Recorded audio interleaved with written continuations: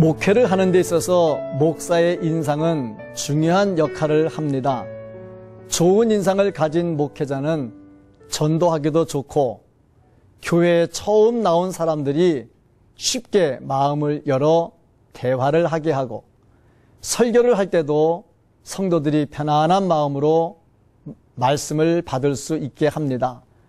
좋은 인상을 갖고 있으면 다른 사람의 기억에도 오래 남게 됩니다.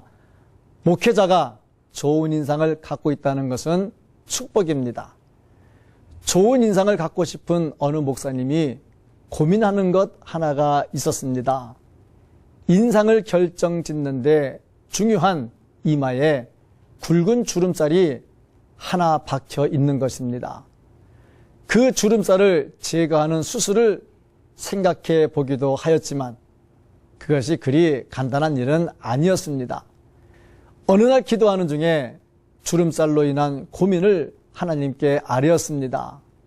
그런데 계속 기도하던 중 주름살로 인해 기쁨이 넘쳤습니다. 내가 책을 읽다가 중요한 부분이 있으면 어떻게 하느냐는 음성이 들렸기 때문입니다. 네, 밑줄을 칩니다. 그 다음에 또 음성이 들렸습니다. 내가 너를 읽다가 중요한 것 같아서 이마에 밑줄을 그었노라.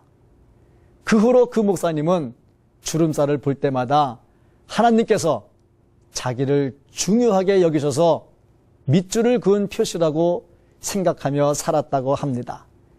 이 이야기를 듣는 순간 이마에 밑줄이 3줄 그려진 저는 무척 기뻤습니다. 너무 기뻐서 평상시 내 주름살에 대해서 별로 좋지 않게 생각했던 아들에게 나는 하나님께서 밑줄을 3번이나 그린 중요한 사람이라고 말을 했습니다. 그때 아들에게 의외의 반응을 들었습니다.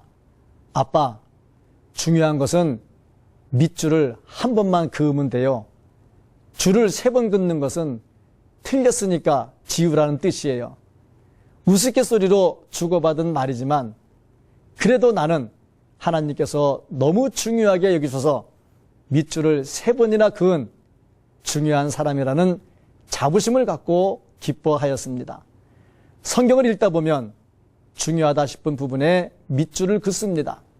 하나님의 말씀에 밑줄을 그음으로 더 중요한 부분과 덜 중요한 부분을 구분하는 것이 죄송스러운 느낌이 들기도 하지만 그런 의미보다는 나중에 찾기 편리하기 위해서 밑줄을 긋게 됩니다. 그런데 밑줄을 긋다 보면 어떤 때는 페이지 전체에 밑줄을 긋게 되는 경우가 있습니다. 그렇게 되면 나중에 밑줄을 안 친 것과 같은 결과가 나타나게 됩니다. 그렇게 안 되려면 필요한 부분을 잘 정하여 표시를 해야 합니다. 하나님께서 우리를 중요하게 여기셔서 밑줄을 그으실 때 우리의 어떤 부분에 밑줄을 그으실까 생각하는 것은 우리의 신앙에 큰 유익이 될 것입니다. 하나님은 나를 기억하시기 위해서 나의 어떤 부분에 밑줄을 쳐주실까? 내가 봉사하는데 하나님께서 밑줄을 쳐주실까?